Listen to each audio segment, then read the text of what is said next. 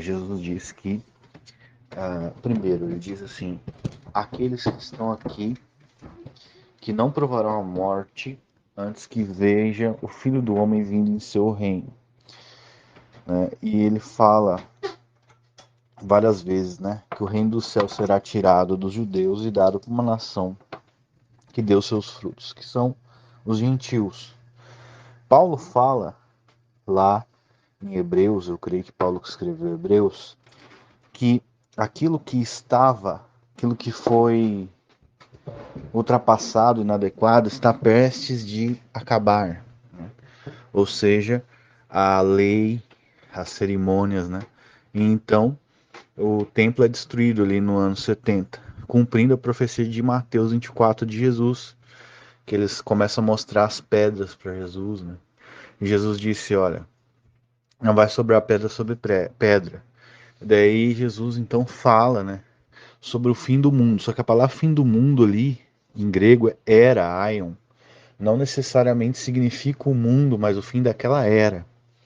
Então o fim daquela era judaica terminou naquela geração, Mateus 24, 34, onde se deu o início do reino de Cristo, né? Ali foi julgada a nação, o anticristo veio naquela geração e começou um reino diferente, que é o reino da igreja cristã sobre a terra.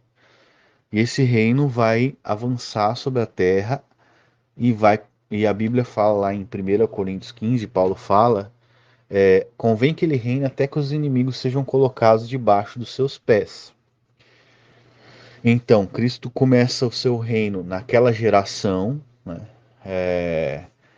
A vinda dele no sentido de julgar os judeus e tirar o reino deles, Mateus 21, Mateus 23, ali Jesus condena os judeus, né? Por não ter aceitado o evangelho. Tirar o reino deles e dar para os gentios, né?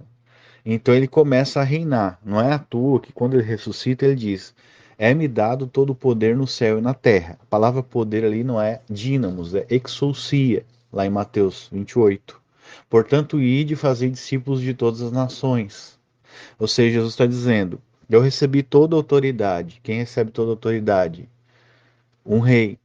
Então Jesus sobe e senta ao trono de Deus. E lá em Atos 2 é dito que Jesus cumpriu a profecia de que o filho de Davi sentaria no trono de Davi.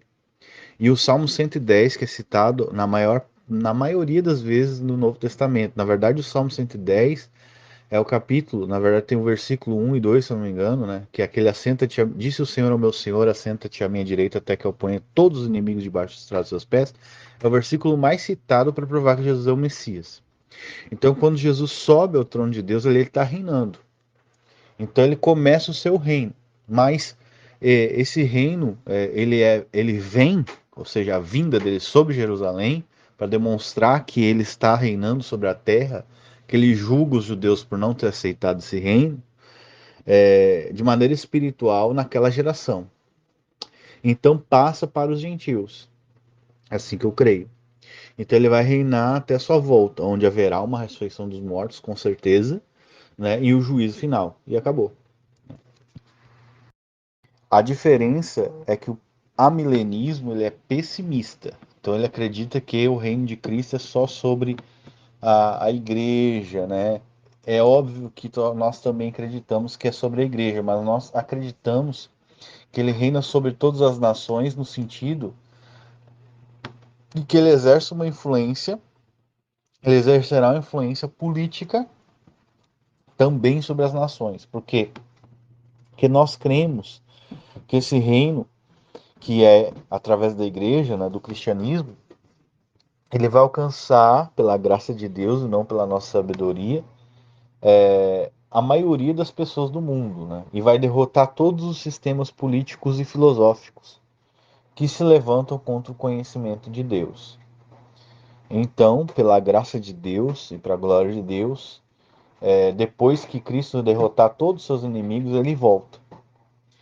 Então ele volta, agora que na verdade os inimigos são colocados debaixo dos pés de Cristo por Deus Pai. Né? Então ele volta para assumir, pela graça de Deus e para a glória de Deus, para para assumir o papel de juiz, né? Então ele julga os ímpios e tal. Mas ali todos os sistemas filosóficos e políticos que se levantaram, eles vão ruir. Como está lá no Salmo 2, né? Que as nações dizem, né? Vamos romper as ataduras, vamos sacudir o jugo, né, de Deus sobre nós, né? Do seu rei, do seu ungido. As nações tramam contra Deus e o seu ungido, né? Mas ele diz: Eu, porém, ungi o meu rei sobre o monte Sião. Ou seja, não tem choro, né? Vai acontecer o que eu determinei. E eu disse: Pede-me, e eu te darei as nações por herança e as extremidades da terra por possessão.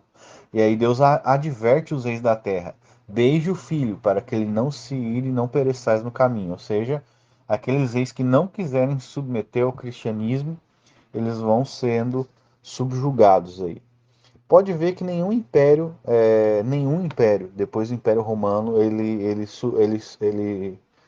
conseguiu sobreviver. Que o homem até hoje ele não consegue fundamentar um império e ele não vai conseguir enquanto Jesus não voltar.